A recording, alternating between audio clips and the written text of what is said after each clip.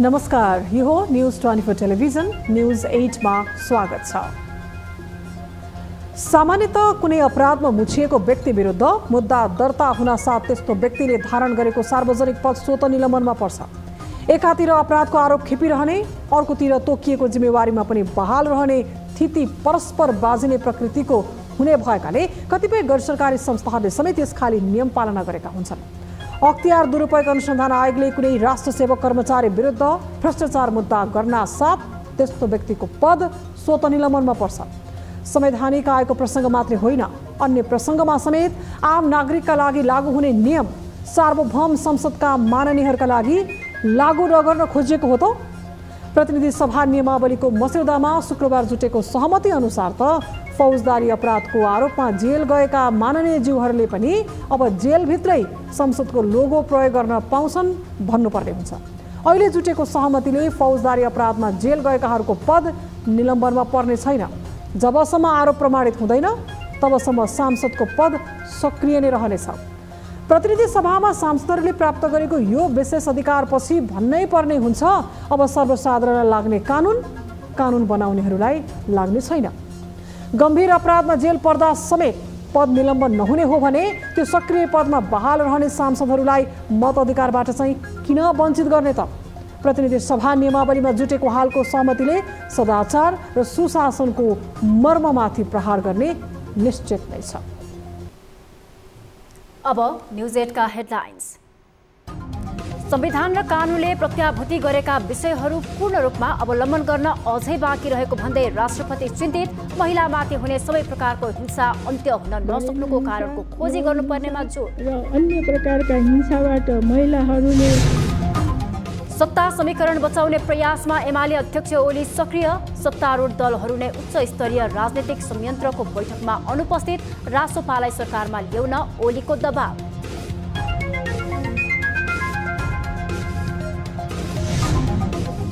America र भारतको नेपालप्रति बढ्दो चिसो। अमेरिकी अधिकारीहरूको नेपाल भ्रमणले झस्क्यो भारत। भारतीय उच्च अधिकारीहरू नेपाल भ्रमणको तयारीमा। पक्षहरू, शक्तिहरू, व्यक्तिहरूका प्रयास प्रतिनिधि सभा नियमावली मस्यौदा समितिको बैठकमा सांसदहरूबीच चर्काचर्की। फौजदारी अपराधको मुद्दाको अन्तिम किनारा नलागुन्जेल सांसद पद कायमै राख्ने सहमति। परे पनि थानामा रहे पनि नरहे पनि फरार रहे पनि ऊ निलम्बन हुने व्यवस्था गर्नु।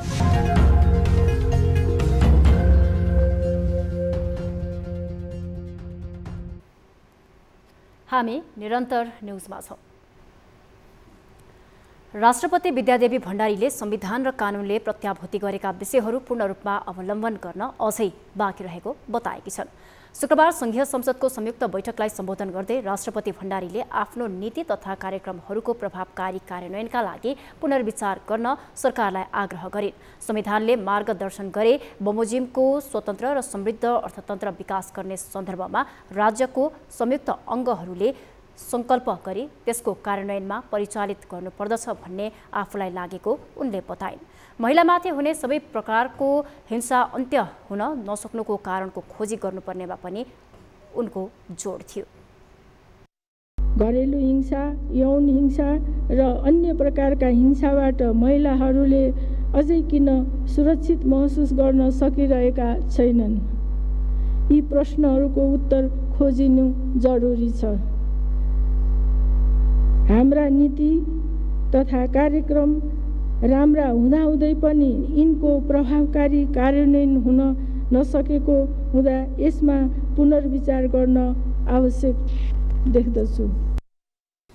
राष्ट्रपति भण्डारीले स्वास्थ्य क्षेत्रमा रोग प्रतिरोधात्मक क्षमता विकास गर्नका लागि पर्याप्त प्रयास गर्नुपर्ने बताइन्। राष्ट्रपति भण्डारीले संविधानको कार्यान्वयनका लागि 7 वर्षको अभ्यास निकै महत्त्वपूर्ण भएको उल्लेख गरिन्। लामो समयदेखि बस्न नसकेको सत्ता गठबन्धन दलले गठन गरेको उच्च स्तरीय राजनीतिक संयन्त्रको बैठक शुक्रबार प्रधानमन्त्रीको सरकारी निवास बालुवाटारमा बस्यो। तर प्रधानमन्त्री पुष्पकमल दाहाल प्रचण्डलाई विश्वासको मत दिएका दल र सरकारमै सहभागी जनमत पार्टी बैठकमा सहभागी भएन। यस्तो अवस्थामा बसेको बैठकले सत्ता गठबन्धनको सत्ता सहयात्रालाई लामो समयसम्म लैजान सक्ला त? एक रिपोर्ट। लामो समयपछि शुक्रबार बसेको उच्चस्तरीय राजनीतिक संयन्त्रको बैठकले भर्खरै सरकारबाट बाहिरिएको राष्ट्रिय स्वतन्त्र पार्टीलाई सरकारमा सहभागी हुन आग्रह गर्नेदेखि राष्ट्रपतिको चुनावसम्मका विषयमा छलफल गरेको छ। यसअघि उच्चस्तरीय राजनीतिक संयन्त्रको बैठकमा सहभागी हुँदै आएको जनता समाजवादी पार्टी, नागरिक उन्मुक्ति पार्टी र जनमत पार्टी शुक्रबारको बैठकमा सहभागी भएनन्। सुरुदेखि नै सत्ता गठबन्धनसँग रुष्ट रहेको जसपा सहभागी नभए पनि खानेपानी मन्त्रालयको जिम्मेवारीमा रहेको जनमत पार्टी बैठकमा सहभागी हुने विषय सामान्य थियो। भर्खरै सरकारबाट बाहिरिएर तत्काललाई समर्थन कायम राख्ने बताएको राष्ट्रिय स्वतन्त्र पार्टी बैठकमा सहभागी भयो। राष्ट्रिय स्वतन्त्र पार्टी सरकारबाट बाहिरिने वा के गर्ने भन्ने विषयमा अल्टिमेटम दिँदा पनि यसअघि संयन्त्रको बैठक बस्न सकेको थिएन। पछिल्लो समय सत्ता सहयात्री दलबीच मतभेद चर्कँदै गएको छ। शुक्रबारको संयन्त्रको बैठकमा राष्ट्रपतिको विषय पेचिलो गरेर उठेको छ। गठबन्धन निर्माण गर्दा भएको सहमति अनुसार एमाले नै राष्ट्रपति पाउनुपर्ने आवाज संयन्त्रमा बलियो देखिएको छ। राष्ट्रिय प्रजातन्त्र पार्टीका अध्यक्ष समेत रहेका उपप्रधानमन्त्री एवं ऊर्जा मन्त्री राजेन्द्र लिङ्गदेन र राष्ट्रिय स्वतन्त्र पार्टीका सभापति रवि लामिछानेले राष्ट्रपतिमा एमालेको उम्मेद्वारलाई सहयोग गर्नुको विकल्प नभएको प्रसङ्ग उठाएका थिए। यता संयन्त्रका संयोजक तथा एमाले अध्यक्ष केपी ओलीले त पहिलेदेखि नै राष्ट्रपतिमा एमालेको उम्मेद्वार बाहेक कुनै विषयमा छलफल गर्न नसकिने बताउँदै आएका छन्। तर प्रधानमन्त्री पुष्पकमल दाहाल प्रचण्डले भने राष्ट्रपतिमा राष्ट्रिय सहमतिको अडान कायमै राखेका छन्। उनले आफ्नो पार्टीका विभिन्न बैठक र भेलामा समेत दलीय व्यक्तिलाई राष्ट्रपति बनाउँदा दुःख पाइएको र निष्पक्षतामाथि प्रश्न उठ्ने भएकाले राष्ट्रिय सहमतिमा राष्ट्रपतिको चयन गर्नुपर्ने बताउँदै आएका छन्। प्रचण्डले राष्ट्रपति र सभामुख एमालेलाई दिँदा आफ्नो शक्ति कमजोर बन्ने र एमालेले चाहेको बेला सरकार ढाल्न जुनसुकै कदम चाल्छ भन्ने मनसाका साथ यो विषयलाई थप पेचिलो बनाउँदै लगेका छन्। सरकारमा जानु र बाहिरिनुको कारण नै देखाउन नचाहेको राष्ट्रिय स्वतन्त्र पार्टीलाई फेरि सरकारमा ल्याउन ओलीले दबाब दिन थालेपछि प्रचण्ड थप सशंकित बन्न पुगेका छन्। यता गठबन्धन दलहरू राप्रपा र राष्ट्रिय स्वतन्त्र पार्टीले समेत एमालेकै भाषामा राष्ट्रपति एमालेले पाउनुपर्ने बताउन थालेपछि प्रचण्डले आफ्नो सत्ता रणनीतिलाई थप पेचिलो बनाउन थालेका छन्। प्रधानमन्त्रीमा पुष्पकमल दाहाल प्रचण्ड नियुक्त भएपछि आफ्नो पहिलो भ्रमण भारतबाट हुने बताएका थिए। छिमेकीको बढ्दो हस्तक्षेप र मुलुकको राजनीतिक स्थिरतामाथि नै हस्तक्षेप हुन थालेको भन्दै आलोचना बढेका बेला भारतीय उच्च अधिकारीले नेपाल भ्रमण गर्ने भएका छन्। अमेरिकाले समिट फर डेमोक्रेसीमा प्रधानमन्त्रीलाई निमन्त्रणा गरेपछि कूटनीतिक वृत्तमा यसबारे विभिन्न कोणबाट बहस छलफल भइरहेको छ। यही पेरिफेरीमा भारतीय अधिकारीको नेपाल भ्रमणले अर्को बहसको सुरुवात गरिदिएको छ। एक रिपोर्ट। प्रधानमन्त्री बनेपछि प्रचण्डले आफ्नो पहिलो विदेश भ्रमण भारत नै हुने सम्भावना रहेको उल्लेख गरेका छन्। भारतीय एक टेलिभिजन अन्तर्वार्तामा प्रचण्डले आफूलाई जसले पहिलो निम्तो गर्छ त्यही भ्रमण हुने भन्दै भारत भ्रमणको सम्भावना रहेको उल्लेख गरेका थिए। तर माओवादी केन्द्रको अध्यक्षको हैसियतमा गएको साउनमा भारत भ्रमणमा निस्किएका प्रचण्डलाई मोदीले भेट्ने समय नै दिएका थिएनन्। मोदीसँग भेट्ने कार्यतालिका अन्तिममा आएर स्थगित गरिएपछि प्रचण्ड आफैले भेट्न नसकिएको बताएका थिए। होटेल जाने क्रममा चाहिँ अहिले सम्भव भएन भन्ने आयो। फेरि अब किन हो भन्ने कुरा तपाईहरु जस्तै म पनि थाहा पाएन। पहिलो पटक प्रधानमन्त्री बन्दा चीनको भ्रमण गरेका प्रचण्ड दोस्रो पटक भने भारतमा पहिलो विदेश भ्रमण गरेका थिए। कम्युनिस्ट पार्टीको अध्यक्ष र कम्युनिस्ट जनमतको उभार देखिएको बेला चीन पुगेका प्रचण्डले आफूलाई माओवादी भन्नु र माओको देशमा भ्रमण गर्नु गौरवको विषय भएको बताएका थिए। तर त्यसपछि दोस्रो पटक प्रधानमन्त्री बन्दा उनी भारत भ्रमणमा पुगे। भारतसँग नेपाल र नेपाली नेताहरूको सम्बन्ध खासै राम्रो देखिन्न। यसको पछिल्लो उदाहरण हो सत्तारूढ दल एमाले अध्यक्ष केपी ओलीले सरकार ढाल्न र विभिन्न चलखेल गर्न छिमेकी उत्रिएको भन्दै दिएको अभिव्यक्ति। सरकार ढाल्ने कुरामा रहनेछ, किनभने ढाल्न पायो भने उहाँहरू च्याट्ने खाँदेर बस्नुहुन्छ। केही सिट हुँदा पनि विभिन्न पक्षहरू, शक्तिहरू, व्यक्तिहरूका प्रयास र गल्ती दुईटा मिसिएर केही सिट हुँदा पनि काङ्ग्रेसले प्रधानमन्त्रीत्व लिएको थियो सरकारको। ओलीले विदेशीको हस्तक्षेप बढेको भन्दै असन्तोष पोखिरहेका बेला भारतीय विदेश सचिव विनय मोहन क्वात्रा यही फागुनमा नेपाल भ्रमणमा आउने भएका छन्। अमेरिकी उच्च अधिकारीको तारनको नेपाल भ्रमणपछि झस्किएको भारतले आफ्नो देशको औपचारिक भ्रमणलाई पनि विस्तार गर्न खोजेको छ। तर सचिव स्तरीय भ्रमणबाट भारतले नेपाललाई कम आँकेको स्पष्ट छ। क्वात्रा यसअघि 2 वर्ष नेपालका लागि भारतीय राजदूतको भूमिका निर्वाह गरेर फर्किएका कूटनीतिज्ञ हुन्। क्वात्रा परराष्ट्र मन्त्रालयका सचिव भरतराज पौडेलको निमन्त्रणामा नेपाल आउन लागेका हुन्। उनले नेपालमा रहँदा प्रधानमन्त्री, राजनैतिक दलका प्रमुख, सरकारी उच्च अधिकारी लगायतसँग भेटघाट गर्नेछन्। साथै प्रधानमन्त्री प्रचण्डलाई भारत भ्रमणको निम्तो दिनेछन्। भारत अमेरिकाले नेपालमा चासो बढाउनुको साथै हस्तक्षेपकारी भूमिका निर्वाहमा जोड दिँदै आएका छन्। उत्तरी छिमेकी चीनले समेत नेपाललाई आफ्नो स्वार्थमा चलाउन खोज्दा भारत र अमेरिकाले समेत नेपालमा स्वार्थ केन्द्रित सहयोगदेखि विभिन्न नाममा हस्तक्षेप बढाउँदै लगेका छन्। न्युज 24 टेलिभिजनका लागि राजनैतिक ब्युरो।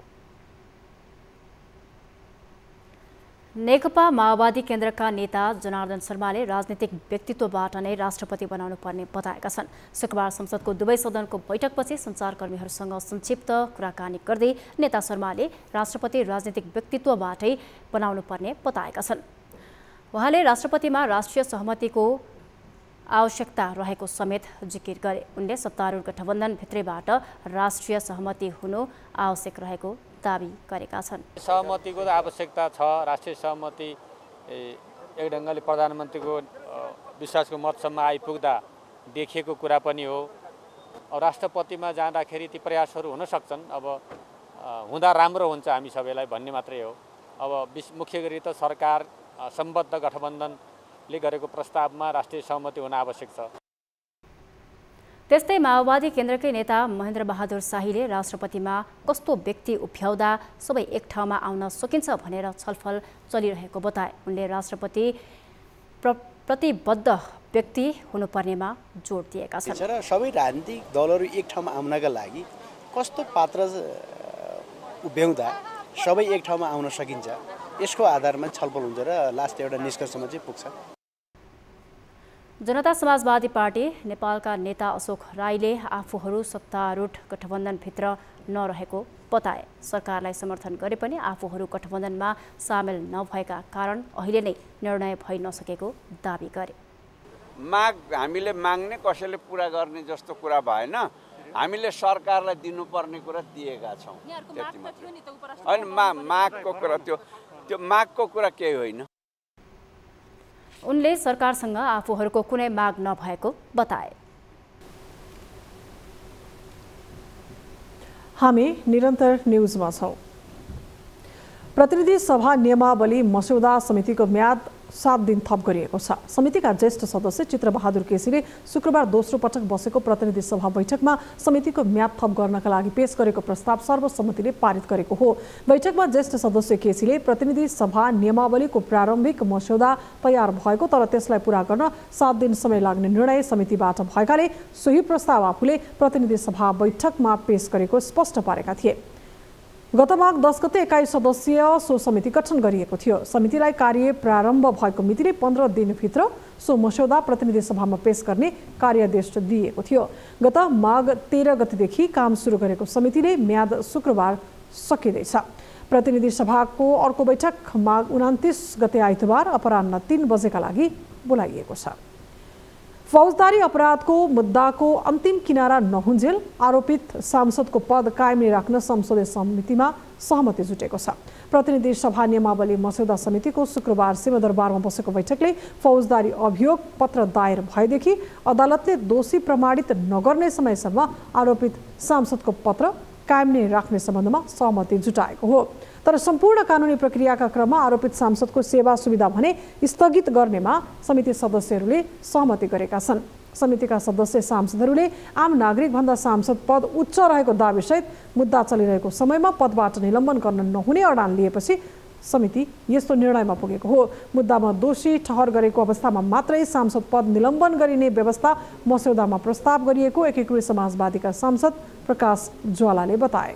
फैसला गरिसक्यो, त्यो व्यक्ति पक्राउ भएन, फरार भयो भने निलम्बन नहुने हैन अवस्थालाई हामीले चाहिँ अलिकति व्यवस्थित गरेर के गर्यौँ त भन्दाखेरि त्यो दोषी भएको टुङ्गो लागिसकेपछि अदालतले ठहर गरिसकेपछि पक्राउ परे पनि, थुनामा रहे पनि, नरहे पनि, फरार रहे पनि ऊ निलम्बन हुने व्यवस्था गरियो। त्यसैगरी कुनै सदस्य निलम्बन फुकुवा भएमा त्यस्ता सांसदको स्थगित भएको पारिश्रमिक सेवा र सुविधा सुचारू हुने व्यवस्था गरिने भएको छ। हाल प्रयोगमा रहेको नियमावलीमा निलम्बन फुकुवा भएको अवस्थामा के हुने भन्ने व्यवस्था गरिएको थिएन।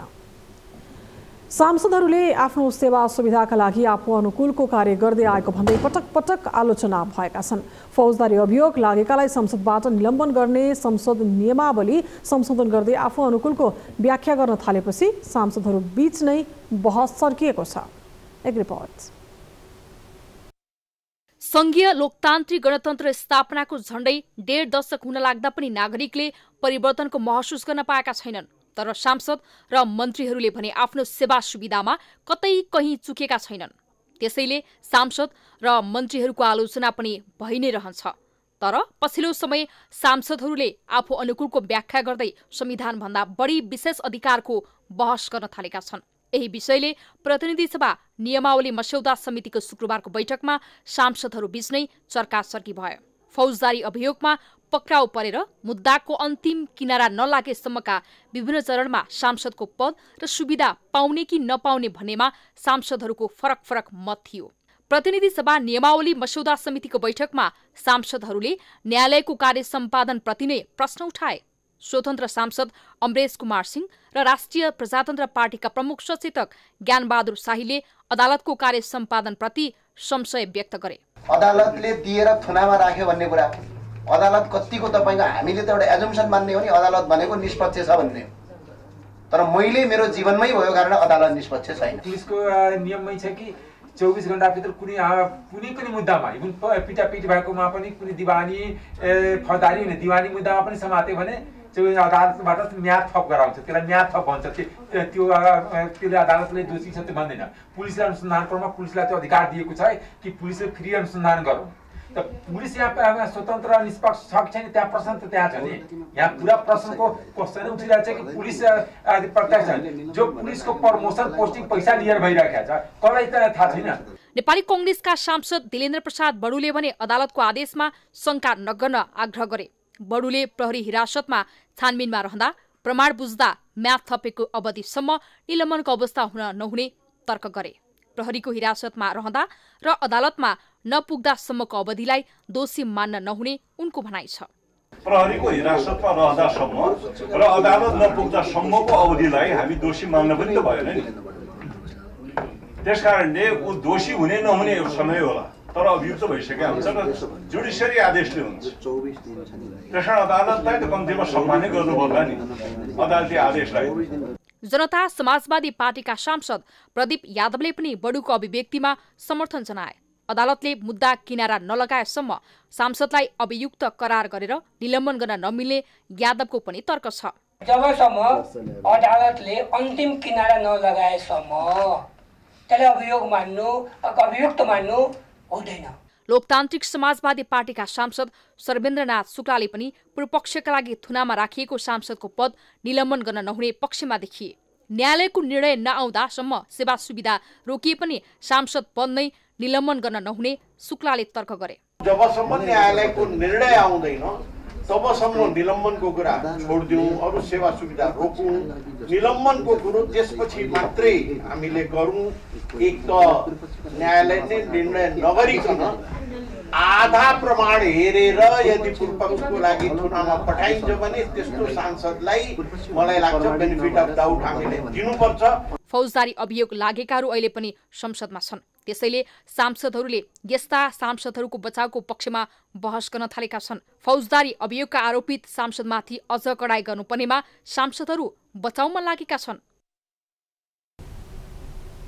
वैकल्पिक राजनीति गर्ने उद्घोष गरेको विवेकशील साझा पार्टी सबैभन्दा छोटो समयमा धेरै उतार चढावपूर्ण समय व्यतीत गर्नेमा पर्छ। भ्रष्टाचारको अन्त्य, सुशासन र समावेशी लोकतन्त्र लगायतका विषयलाई बोकेर राजनीतिमा आएको विवेकशील पार्टी केही समय नेतृत्वविहीन नै बन्न पुग्यो। विवेकशीलका तत्कालीन अध्यक्ष रविन्द्र मिश्रले पार्टीलाई राष्ट्रिय प्रजातन्त्र पार्टीमा मिसाउने प्रयत्न पनि गरे, तर अन्तिममा पार्टी छाडेर राप्रपा प्रवेश गरेपछि समीक्षा बास्कोटाले नेतृत्व सम्हाले। उनी बास्कोटाले विवेकशील पार्टीका सपनालाई बिउताउने उद्घोष सहित पार्टी महाधिवेशनको सुरुवात गराएकी छन्। एक रिपोर्ट। वैकल्पिक शक्तिका रूपमा युवाहरूमाझ उदाएको विवेकशील पार्टीको नेतृत्व लिँदै रविन्द्र मिश्रले पार्टीलाई छेदविच्छेद बनाए। पार्टीमा क्रियाशील अधिकांश युवाहरू पलायन भए। पार्टीलाई छेदविच्छेद पारेर मिश्रले राजावादी धार अँगालेपछि समीक्षा बास्कोटाले पार्टीको नेतृत्व सम्हालिन्। झण्डै झण्डै विघटनको अवस्थामा पुगेको पार्टी स्थानीय तहको चुनावमा परिणाम शून्य बन्यो। बास्कोटाले मिश्रका कारण पार्टी छाडेका युवालाई अहिले पुनः पार्टीमा एकत्रित गर्दै पार्टीलाई सम्हाल्ने प्रयत्न गरेकी छिन्। फलस्वरूप पार्टीको पहिलो महाधिवेशन शुक्रबारबाट सुरु भएको छ। महाधिवेशन चल्दै गर्दा आफूले लाखौं मतदाताको सपनालाई तुहिन नदिएर यहाँसम्म ल्याएको र अब पार्टीलाई काम गरेर जनताको मन जित्ने गरी ठूलो बनाएर मिश्रलाई झापड दिनुपर्ने बास्कोटा बताउँछन्। चाहे कांग्रेसमा होस्, चाहे कम्युनिस्टमा होस्, चाहे राप्रपामा होस्, चाहे रासोपामा होस्, सबैतिर विवेकशील साझाका नेताहरू हुनुहुन्छ। विवेकशील साझा हार्वर्ड र MIT जस्तो विद्यार्थी उत्पादन गर्ने जस्तै नेता उत्पादन गर्ने फ्याक्ट्री रहेछ। अब विवेकशील साझाका नेताले यो दर्शन सबै पार्टीहरूमा लगेर काम गर्नुहुन्छ, देखाउनुहुन्छ, बुझाउनुहुन्छ र विवेकशील अभियान के हो, विवेकशील साझा के हो उहाँहरूले प्रश्न पार्नुहुन्छ। पार्टी छाडेर राप्रपामा छिरेका मिश्रले आफू फरक दलमा भए पनि राजनीतिक नियत एउटै रहेको भन्दै सामाजिक सञ्जालबाट महाधिवेशनको सफलताको कामना गरेका छन्। महाधिवेशनमा शुभकामना दिँदै नेपाल समाजवादी पार्टीका अध्यक्ष एवं पूर्व प्रधानमन्त्री डाक्टर बाबुराम भट्टराईले लोकतन्त्रलाई सुदृढ बनाएर संस्थालाई मजबुत बनाउने कुरा नै अबको वैकल्पिक राजनीति भएको बताए। उनले अबको वैकल्पिक राजनीति कसैलाई फ्याक्ने नभई सबैलाई एक साथमा अघि बढाउने र संस्थालाई मजबुत बनाउने रहेको बताए। यो लोकतन्त्र भत्काउने केही साथीहरूले गर्नु वैकल्पिक भन्नुभयो, त लोकतन्त्रै भत्काउनेतिर फेरि उल्टो दिशातिर गएर फेरि राजा ल्याउँछु, फेरि संहिता भत्काउँछु भन्नेतिर जान्थ्यो त उल्टो बाटो हो नि। त्यो वैकल्पिक होइन, त्यो त बडो छद्म प्रकारको त प्रतिगामी बाटो थियो। त्यस्तो भरमा तपाईँ पर्नु हुँदैन। यो लोकतन्त्रमा टेकेर यसका जुन अपूर्णताहरू छन् त्यसलाई पुनः बनाएर यसको जगमा अब हामीले सुशासन समृद्धि हुँदै छोटो अवधिमा 15-20 वर्षभित्र देशलाई चाहिँ यो समृद्धिको चाहिँ एउटा मध्यम स्तरसम्म पुर्याउने। यता नेकपा एकीकृत समाजवादीका नेता घनश्याम भुसालले लोकतन्त्रमा देश बचाउने शक्ति नै पार्टी भएको बताएका छन्। महाधिवेशनको सफलताको कामना गर्दै उनले लोकतन्त्रमा देश बनाउने शक्ति भनेको नै पार्टी रहेको बताए। उनले देश बनाउनका लागि पात्र चाहिने र त्यो पात्र भनेको लोकतन्त्रमा पार्टी मात्रै रहेको जिकिर गरे। हामीले 20 वर्षमा बनाउन सकिन्छ, तर त्यसका लागि हामीले त्यस्तो अर्थतन्त्र चाहिन्छ। तर त्यस्तो अर्थतन्त्र तपाईँ हामी आफैले, सारा जनताले त्यस्तो अर्थतन्त्र आफै बनाउन सक्दैनौँ। त्यसका लागि हामी देश बनाउने कुरा गर्छौँ। देश बनाउनका लागि बनाउने पात्र चाहिन्छ। लोकतन्त्रमा त्यस्तो बनाउने पात्र पार्टी हुन्छ। मधेसमा उदाएको जनमत पार्टीका अध्यक्ष डाक्टर सीके राउतले वैकल्पिक शक्तिको एजेन्डा बोकेर आउनेहरूलाई स्थापित दलहरूले नै यत्तिकै नछोड्ने बताए। राउतले राजनीतिक पार्टीका रूपमा दर्ता भयो भन्दैमा सबै दलको प्राथमिकता सरकार हुन नहुने बताए। संसदमा नै जाने भन्ने भन्दा पनि सङ्घर्षको माध्यमबाट अघि बढ्न राउतले सुझाए। संसद र सरकार मात्रै सङ्घर्ष गर्ने ठाउँ चाहिँ पक्कै पनि होइन। सडक आफैमा सबभन्दा ठुलो थलो हो र त्यसलाई चाहिँ हामीले आफ्नो स्थान बनाउन सक्नुपर्छ। त्यसलाई चाहिँ कम प्राथमिकतामा राख्नु भएन। हामी राजनीतिक पार्टीको रूपमा दर्ता भयो भन्दैमा सबभन्दा ठुलो प्राथमिकतामा चाहिँ संसदमै जाने, सरकारमै जाने भन्ने चाहिँ होइन। सङ्घर्षको माध्यमबाट हामी अगाडि बढ्न सक्नुपर्छ। वैकल्पिक राजनीतिक शक्तिको विषयमा बोलेका अधिकांश नेताहरूले राजनीतिक इमान्दारिताको विषयमा चर्को रूपमा आवाज उठाएका छन्। तर मिश्रले लथा लिङ्ग छाडेको विवेकशील साझामा फेरि निष्क्रिय जस्तै बन्न पुगेका मिलन पाण्डे, रन्जु दर्शना लगायतका नेताहरूको सक्रियताले केही राहत पुग्छ कि भन्ने देखिन्छ। यद्यपि यो पार्टीमा कस्तो रूप धारण गर्छ भन्ने विषय नेतृत्व चयन, जनतामुखी एजेन्डा तथा वैचारिक धारले तय गर्नेछ। न्युज 24 टेलिभिजनका लागि राजनीतिक ब्युरोको रिपोर्ट। न्युजहरू अझै बाँकी छन्, अब पालो ब्रेकको।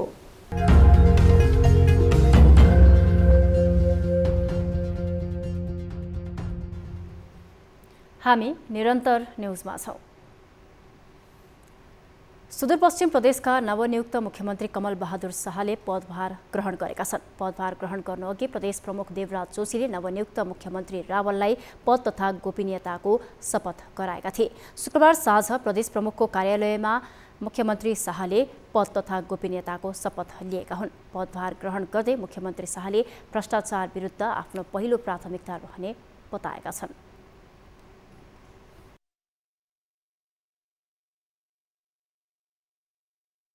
भ्रष्टाचार सम्बन्धी धेरै कुराहरू बाहिर आएका छन् र हामीले भ्रष्टाचारलाई कसरी नियन्त्रण गर्न सकिन्छ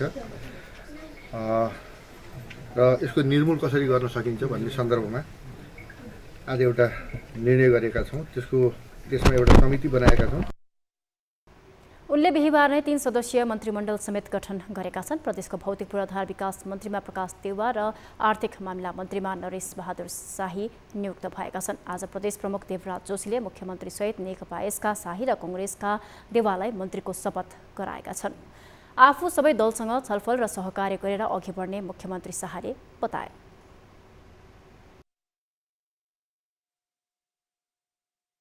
हामी यो सरकारलाई निरन्तरता दिनका लागि र एउटा स्थिर सरकार निर्माणका लागि हामी सबैसँग खुला बहसमा छलफलमा। यसअघि संविधानको धारा 168 को उपधारा 2 बमोजिम पुस 27 गते एमालेका राजेन्द्र सिंह रावल मुख्यमन्त्रीमा नियुक्त भएका थिए। संविधानको धारा 168 को 2 अनुसार मुख्यमन्त्री बनेका रावलले 30 दिनभित्र विश्वासको मत लिन नसकेपछि धारा 3 अनुसार ठूलो दलको हैसियतमा शाह मुख्यमन्त्री बनेका हुन्। शाहले पनि 30 दिनभित्र विश्वासको मत लिन पर्नेछ। बागमती प्रदेश सभाका सांसदहरूले पदभार ग्रहण गरेको झण्डै 2 महिना बित्न लाग्दा पनि संसदले बिजनेस पाउन नसकेपछि सांसदहरू गुनासो गर्न थालेका छन्। जनताका समस्या र गुनासा सुन्ने र सुनाउने थलो बिजनेस विहीन बन्दा सांसद तलब भत्ता बुझ्ने बाहेक काममा लाग्नै पाएका छैनन्। प्रदेश सरकारले संसदलाई बिजनेस दिन नसक्दा सुशासन र विकास समृद्धिका योजना हासिल होलान् त? प्रश्न उठेको छ। एक रिपोर्ट। बागमती प्रदेश सभाका सांसदहरूले मासिक रूपमा 52,200 रुपैयाँ तलब पाउने व्यवस्था छ। सांसदहरूको कार्यकाल पुस 14 गतेदेखि सुरु भएको थियो। माघ 14 गते 1 महिना बराबरको तलब, बैठक भत्ता, टेलिफोन इन्टरनेटको खर्च र मासिक कोठा भाडा बापतको रकम सांसदहरूको खातामा आइसक्यो। मुख्यमन्त्री, मन्त्री, सभामुख र उपसभामुख बाहेकका सामान्य सांसदहरूले मासिक तलब 52,200, टेलिफोन खर्च 1,500 र कोठा भाडा 15,000 गरी 68,700 रुपैयाँ र त्यसमा बैठक भत्ता जोडेर प्रत्येक महिना सांसदको खातामा 70,000 भन्दा धेरै रकम जान्छ। प्रदेश सभामा बसेर जनता सापेक्ष ऐन कानून निर्माण गर्न आएका सांसदहरूलाई सरकारले बिजनेस दिन भने सकेको छैन। प्रदेश सरकारले जुन ढङ्गमा एउटा आफ्नो सुरुवातमै पर्फर्मेन्स या जनतालाई उत्साहित बनाउनु पर्ने हो त्यो पनि भइरहेको अवस्था छैन र त्यस अर्थमा यो पटकको यो दोस्रो कार्यकाल हो हाम्रो पनि यो पटक झनै निराशाजनक ढङ्गमा सरकारको तर्फबाट निराशाजनक ढङ्गमा प्रस्तुति भयो भन्ने लाग्छ। छलफलको कुरा गरिरहेका छौँ। अब अहिले हामीले भन्दा सरकारले जुन हिसाबले अगाडि बढाउनु पर्ने हो संसदमा त्यो अगाडि बढाउन सकेको छैन। त्यसो त प्रदेश सभामा पहिलो पटक पाइला टेकेका नयाँ सांसदहरू प्रदेश सभाको औचित्यमाथि नै प्रश्न गरिरहेका छन्। समिति निर्माणमै रन्थनिएको बागमती सरकारले सांसदहरूसँग बिजनेसको विषयमा छलफल समेत गर्न सकेको छैन। भागभण्डामा रुमलिएको सरकारले शपथ खाएको 2 महिनासम्म केही काम नदिएको र सरकार आफै पनि कामविहीन बनेको सांसद लक्ष्मी घिमिरेको आरोप छ। एउटा बैठकमा कम्तीमा पनि 3-4 लाख खर्च भइरहेको हुन्छ होला। यो विभिन्न कुरा हेर्दाखेरि चाहिँ म आफै अन्यलमा परेको छु। मैले प्रदेश खारेजी गर्नुपर्छ भनेर भनेको कारण पनि यस्तै कुराहरूले गर्दाखेरि चाहिँ कसैलाई पनि कोही पनि मैले उत्तरदायी जनताप्रति उत्तरदायी चाहिँ देखिरहेको छैन। यता बागमतीका मुख्यमन्त्री शालिग्राम जमकटेल भने सांसदले बिजनेस नपाएको भन्ने कुरालाई स्वीकार गर्न तयार छैनन्। बैठक बस्नु नै सांसदको बिजनेस भएको भन्दै दैनिक कार्यसूची नै बिजनेस भएको उनको दाबी छ। प्रदेश सभामा बिजनेस छ, बिजनेस भएरै बैठक बसिरहेको छ। विधेयक मात्रै पनि बिजनेस होइन। हाम्रा दैनिक कार्यसूचीहरू हाम्रा सबै बिजनेसै हुन्। त्यसैले अब बिजनेस प्रदेश सभामा छ र प्रदेश सभा चाहिँ चलिराखेको छ। बागमती प्रदेशको प्रदेश सभाका सांसदहरूले नागरिकका समस्याप्रति प्रदेश सरकारलाई उत्तरदायी बन्न आग्रह गर्दै सांसदलाई बिजनेस दिनुपर्ने आवाज उठाउन थालेका छन्। सरकारले विधेयक, नीति तथा कार्यक्रम नल्याएको भन्दै सांसदहरूले गुनासो पोखेका छन्। न्यूज 24 टेलिभिजनका लागि क्यामेरामा वासुदेव विष्टको साथमा मकवानपुरबाट सुनिता विष्टको रिपोर्ट। हामी निरन्तर न्यूजमा छौं। आयात निर्यातमा सहजता ल्याउन करिब 17.5 वर्ष अघि नेपाल भारत बीच नेपालका मुख्य भन्सार नाकाहरू वीरगञ्ज, भैरहवा, नेपालगञ्ज र विराटनगरमा एकीकृत जाँच चौकी आईसीपी निर्माण सम्झौता भएको थियो। भारतीय लगानीमा निर्माण भएका आईसीपी 2 ठाउँमा सञ्चालनमा आइसकेका छन् भने नेपालगञ्जमा अन्तिम चरणमा छ। तर भैरहवामा भने भर्खरै निर्माण प्रक्रिया सुरु भएको छ। नेपाल सरकारले आइतबार मात्रै भारतीय निर्माण कम्पनीलाई निर्माण स्थलको जमिन हस्तान्तरण गरेसँगै बहुप्रतीक्षित आईसीपी निर्माणले मूर्त रूप लिने आशा गरिएको छ। एक रिपोर्ट। भैरहवा सुनौली नाकामा आईसीपी निर्माणका लागि दुई देशबीच भएको सम्झौता बमोजिम नेपालको तर्फबाट गरिनुपर्ने जग्गा अधिग्रहणको काम 1.5 दशक अघि नै सकिएको थियो। तर भारतीय पक्षबाट विलम्ब हुँदा आयोजना अन्योलमा परेको थियो। पछिल्लो पल्ट नेपाल सरकारले आईसीपी निर्माणका लागि भारतीय company KSM Wasir Mohammad and sons Lucknow र कन्सल्टेन्ट राइट्स कम्पनीलाई नेपालतर्फको जमिन हस्तान्तरण गरेसँगै उसले गोदामघर, कार्यालय र कर्मचारी आवास गृह गरी 4वटा भवन निर्माण थालेको छ। ठेकेदार कम्पनीले आईसीपी निर्माणका लागि आवश्यक पर्ने सामान तथा उपकरणको सूची भन्सार छुट स्वीकृतिका लागि मन्त्रालयमा पेश गरेको छ। अधिग्रहण गरेको जग्गाको केही अंश चाहिँ हालको भन्सार कार्यालयले कार्य सञ्चालनको अभिप्रायका साथ चाहिँ केही अंश चाहिँ ओगटिसकेको अवस्था थियो। त्यो ओगटिसकेको अवस्थामा चाहिँ इन्डियन सरकारले सम्पूर्ण ल्यान्ड चाहिँ क्लियर हुनुपर्छ भन्ने हिसाबले उहाँको आफ्नो कुरा चाहिँ आफ्नो स्पष्ट धारणा राखिरहनु भएको थियो। सो कारणले गर्दा चाहिँ विगत 3 महिनादेखि ह्यान्डओभरको प्रक्रिया चाहिँ अगाडि बढ्न सकेको स्थिति चाहिँ थिएन। आईसीपी निर्माणका लागि सम्झौता अनुरूप नेपालतर्फ तत्कालै जग्गा अधिग्रहण गरिए पनि भारततर्फ बाक्लो बस्दै भएको ठाउँमा आईसीपी निर्माण गर्नुपर्ने भएपछि स्थानीयले जग्गा दिन मानेका छैनन्। पछिल्लो पल्ट भारतले पहिला तोकिएको ठाउँभन्दा पश्चिमतर्फ 52 हेक्टर जमिन अधिग्रहण गरी पर्खा लगाउन सुरु गरेको छ। लामो प्रतीक्षापछि दुईतर्फ आईसीपी निर्माण प्रक्रिया अघि बढ्दा यहाँका व्यवसायी खुसी भएका छन्। यहाँ नेपालमा यो निर्माण कार्य सुरुवात भइरहँदा इन्डियामा पनि अहिले नै तत्कालै सँगसँगै चाहिँ यो दुई देशीय वार्ता गरेर इन्डियामा पनि सञ्चालन भयो भने, सुरुवात भयो भने, निर्माण सुरुवात भयो भने अझै यसले चाहिँ प्रक्रिया चाहिँ अलि राम्रो हुन्थ्यो भन्ने हामीलाई लागेको छ। शहरी विकास तथा भवन निर्माण विभाग संघीय आयोजना कार्यान्वयन इकाइ भैरहवाका अनुसार 1 अर्ब 61 करोड 76 लाख भारतीय रुपियाँमा आईसीपी बन्न लागेको हो। आईसीपी एकद्वार प्रणाली हो। आईसीपी बनेपछि भन्सार सम्बन्धी सम्पूर्ण सुविधा एकै ठाउँमा उपलब्ध हुन्छ। फाइल बोकेर अहिले जसरी टाढा टाढाको दूरीमा रहेका कार्यालय धाउनु पर्दैन। अर्कोतर्फ पार्किङका लागि पनि सहजता हुनेछ भने घण्टौंसम्म सवारीलाई लाइन लागेर बस्नुपर्ने बाध्यता हट्नेछ। अहिले भैरहवा भन्सार कार्यालयको पार्किङ क्षमता जम्मा 150 को हाराहारीमा छ। आईसीपी बनेमा 1000 गाडी पार्किङ गर्न सकिनेछ। भारत सरकारले नेपालतर्फ निर्माण प्रक्रिया सुरु गरे पनि भारततर्फ भने अझै ठेक्का लगाएको छैन। भारततर्फ ठेक्कामा ढिलाइ हुँदा निर्माणमा विलम्ब हुने हो कि भन्ने चिन्ता भने कायमै छ। न्यूज 24 टेलिभिजनका लागि भैरहवाबाट टिभी जर्नलिस्ट प्रकाश नेउपानेको रिपोर्ट। अब बिजनेस न्यूज।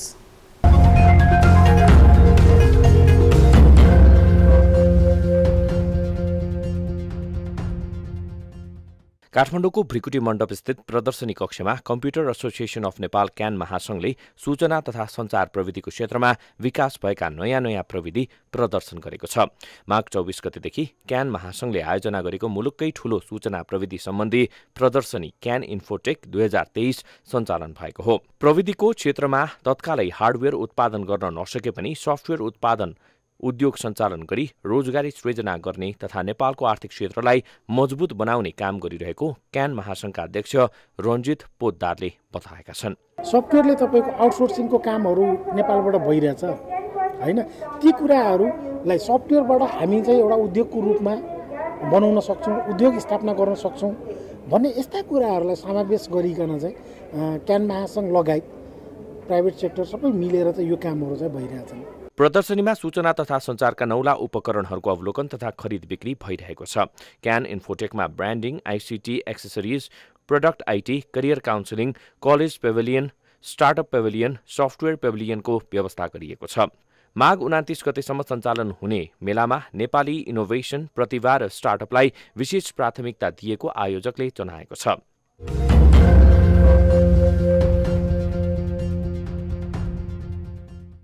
नेपालमा अत्याधिक रुचाइएको स्यामसङले अत्यन्त चासोका साथ प्रतीक्षाका बीच सबैभन्दा उत्कृष्ट smartphone Samsung Galaxy S23 launch गरेको छ।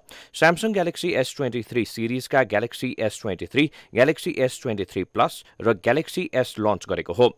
ग्यालेक्सी S23 सिरिजमा असाधारण क्षमताका क्यामेराहरू जडान गरिएका छन्। ग्यालेक्सी S23 सिरिजमा हरेक फोटो अतुल्य बनाउन ग्यालेक्सी S23 अल्ट्रामा नयाँ 200 मिलियन पिक्सल क्यामेराका साथ सबैभन्दा उत्कृष्ट मोबाइल प्रविधि जडित रहेको छ। उत्कृष्ट क्यामेराले ट्रान्सफर्मेटिभ NI को साथमा वास्तवमै सिनेम्याटिक नाइटोग्राफी भिडियोहरू खिच्ने कलालाई प्रदर्शन गर्ने व्यापक स्वतन्त्रता प्रदान गर्ने कम्पनीले उल्लेख गरेको छ। मोबाइलमा 5000 mAh को ब्याट्री रहेको छ। 12 GB ऱ्याम र 512 स्टोरेज रहेको मोबाइलको मूल्य 2,09,000 रहेको छ। 8 GB ऱ्याम र 256 GB स्टोरेजको 1,27,000 मूल्य रहेको छ।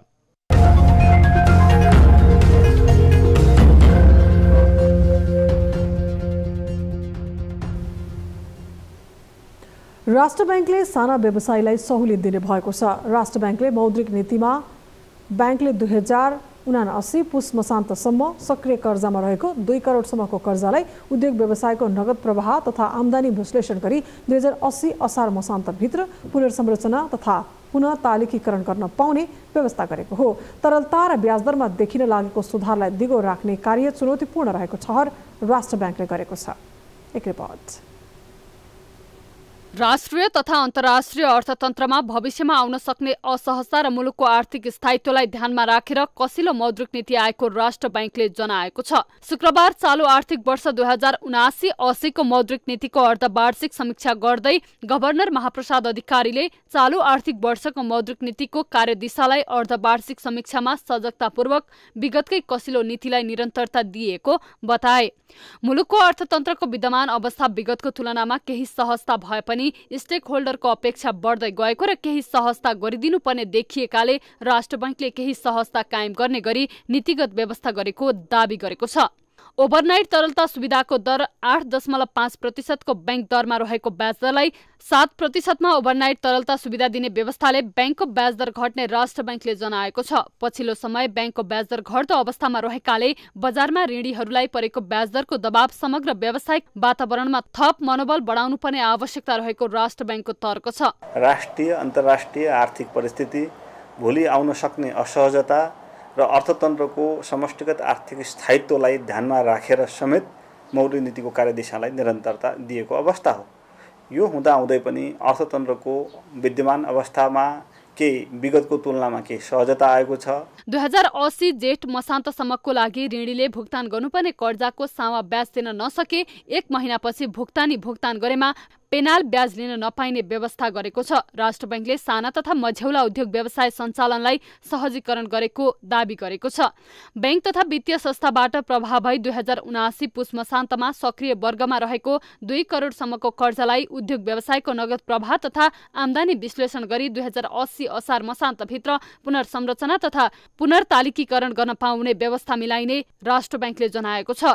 ओभरनाइट तरलता सुविधाको दर विगतमा 8.5% रहेको थियो भने अब त्यसलाई ब्याङ्क दरमा नभइकन ब्याज दर कोरिडोरको नीतिगत दर अर्थात् 7% मा ओभरनाइट तरलता सुविधा उपलब्ध गराउने व्यवस्था गरिएको छ।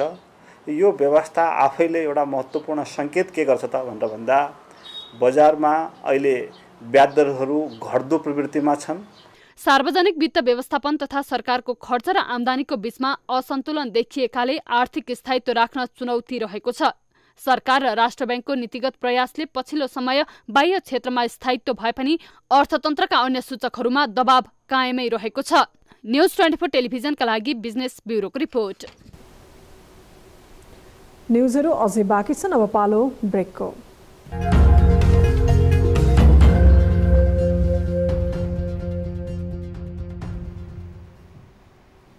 हामी निरन्तर न्युजमा छौं। बंगलादेशमा आयोजना चेम्पियनशिपमा उपविजेता बनेको महिला टोली शुक्रबार स्वदेश फर्किएको छ। बंगलादेशको मुस्तफा कमल स्टेडियममा बिहिबार भएको फाइनल खेलमा आयोजक बंगलादेशसँग 3-0 ले पराजित भएको हो। सोही टोली शुक्रबार नेपाल फर्किएको हो। 23 खेलाडी सहित 30 सदस्यीय नेपाली टोलीलाई त्रिभुवन विमानस्थलमा अखिल नेपाल फुटबल संघ एन्फाका पदाधिकारीले स्वागत गरेका छन्। विमानस्थलमा ओर्लिएपछि नेपाली टोलीका मुख्य प्रशिक्षक यामप्रसाद गुरुङले समग्रमा खेलाडीको प्रदर्शनमा सन्तुष्ट रहेको बताएका छन्। खेलाडीले अनुभव लिने मौका पाएको भन्दै प्रशिक्षक गुरुङले कुनै पनि उमेर समूहको प्रतियोगिता नखेलेको टोली बनाएर खेलाउँदा आफू सफल भएको प्रतिक्रिया दिए। कुरो चाहिँ अब हामीले चाहिँ फ्रेन्डली म्याच चाहिँ यहाँ चाहिँ खेल्न पाएन। फ्रेन्डली म्याच चाहिँ हामीले चाहिँ आफ्नै एफपिएफ र पुलिससँग मात्रै खेल्न पायो। त्यो चाहिँ अब नानीहरूको चाहिँ एकापसमा चिन्जान भएको खेलाडीसँग खेल्दाखेरि चाहिँ त्यसलाई फ्रेन्डली म्याच चाहिँ भन्न मिल्दैन। फ्रेन्डली म्याच चाहिँ अलिकति 9 मान्छेसँग खेल्न पाए चाहिँ फ्रेन्डली म्याच भन्न मिल्थ्यो। तर यहाँ चाहिँ हाम्रो एफपिएफ र पुलिसलाई खेल्दाखेरि चाहिँ हाम्रो चाहिँ पर्फर्मेन्स राम्रै थियो। दुईटै टिम चाहिँ हामीले दुई ड्र र एउटा पुलिससँग चाहिँ एक ड्र भइरहेको थियो। फाइनलमा बदला लिने लक्ष्यसहित मैदान उत्रिए पनि अनुभवको कमीका कारण सफल हुन नसकेको कप्तान प्रीति राईले बताइन्। भारतलाई हराउँदै फाइनल पुगे पनि लक्ष्य उपाधि रहेको अवस्थामा घरेलु टोलीले फाइदा उठाएको उनको भनाइ छ। फर्स्टको दुईटा म्याचहरू चाहिँ हामीलाई अब त्यहाँको टफ चाहिँ एकदम साह्रो भएकोले अब यहाँको जस्तो नभएकोले त्यहाँको टफ साह्रै हार्ड थियो। त्यही भएर हामीलाई चाहिँ फर्स्ट दुईटा म्याचहरू चाहिँ एडजस्ट हुन साह्रै नै गाह्रो भयो र हामीले थर्ड म्याचमा चाहिँ हामीले पिकअप लियौँ। अब भुटानसँग हामीले जिते पनि अब जस हाम्रो रियल गेम चाहिँ हामीले खेलेको थिएनौँ र इन्डियासँग चाहिँ हाम्रो जुन रियल गेम थियो त्यो हामीले देखाउन सक्यौँ र ओभरअल हामीले राम्रै गऱ्यौँ। हाम्रो जुन टिमवर्क थियो हामीले त्यो देखाउन सक्यौँ र त्यसमै खुसी छौँ। माघ 20 गतेदेखि सुरु भएको प्रतियोगितामा आयोजक बंगलादेश सहित नेपाल, भारत र भुटानको मात्र सहभागिता रहेको थियो। आयोजक साफले सहभागी टोलीलाई राउन्ड रोबिन पद्धतिमा खेलाएको थियो। बंगलादेश शीर्ष तथा नेपाल दोस्रो स्थानमा रहँदै फाइनल प्रवेश गरेका थिए। पहिलो खेलमा पनि पराजित भएको नेपालले फाइनलमा बंगलादेशसँग पराजित भएको हो। बंगलादेशले उमेर समूहको प्रतियोगितामा तेस्रो पटक सफलता हात पारेको छ। यसअघि बंगलादेशले 2018 र 2021 मा उपाधि जितेको थियो। नेपालले यसअघि सन् 2018 मा भएको पहिलो संस्करणमा पनि फाइनलमा बंगलादेशसँग पराजित हुँदै उपविजेता बनेको थियो। हामी निरन्तर न्युजमा छौं। अब वेदर अपडेट।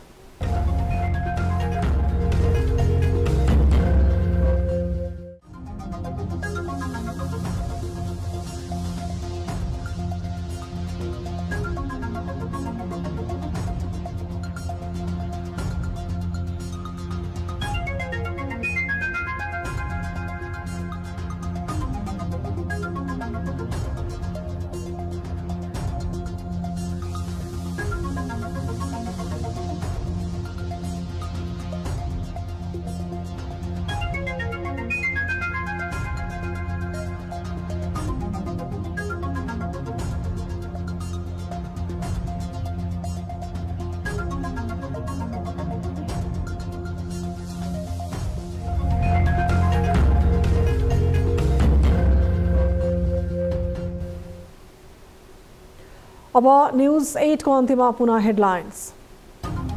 संविधान र कानूनले प्रत्याभूति गरेका विषयहरू पूर्ण रूपमा अवलम्बन गर्न अझै बाँकी रहेको भन्दै राष्ट्रपति चिन्तित। महिलामाथि हुने सबै प्रकारको हिंसा अन्त्य हुन नसक्नुको कारणको खोजी गर्नुपर्नेमा जोड। र अन्य प्रकारका हिंसाबाट महिलाहरूले सत्ता समीकरण बचाउने प्रयासमा एमाले अध्यक्ष ओली सक्रिय। सत्तारूढ दलहरू नै उच्च स्तरीय राजनीतिक संयन्त्रको बैठकमा अनुपस्थित। राष्ट्रपालाई सरकारमा ल्याउन ओलीको दबाव।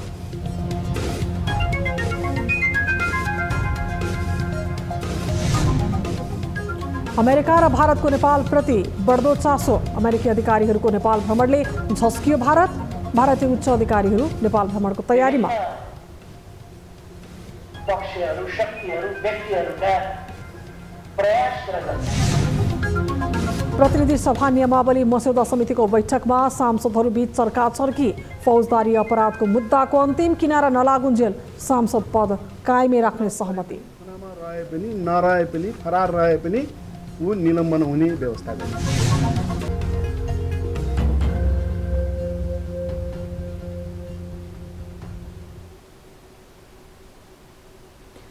न्युज 8 अहिलेलाई यति नै। जाँदा जाँदै ताली र गालीका लागि हामीले सोधेको प्रश्न।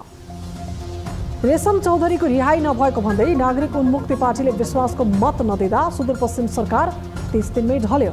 एक व्यक्तिको रिहाईको अड्को थापेर गरिने राजनीतिक अभ्यास ठिक हो भनेले तालीमा र होइन भनेले गालीमा हाम्रो पात्रको एप्लिकेसनमा गएर भोट गर्न सक्नुहुनेछ। थप न्युजका लागि हाम्रो वेबसाइट www.news24nepal.com हेर्नुहोला। साथै हामीलाई फेसबुक, ट्विटर र युट्युबमा पनि फलो गर्न सक्नुहुनेछ। यस्तै मोबाइल भाइबर र इमेलबाट 24 हेल्प डेस्कमा समस्या र गुनासो गर्न सक्नुहुनेछ। अहिलेलाई बिदा दिनुहोस्। हामी निरन्तर न्युजमा छौँ। नमस्ते।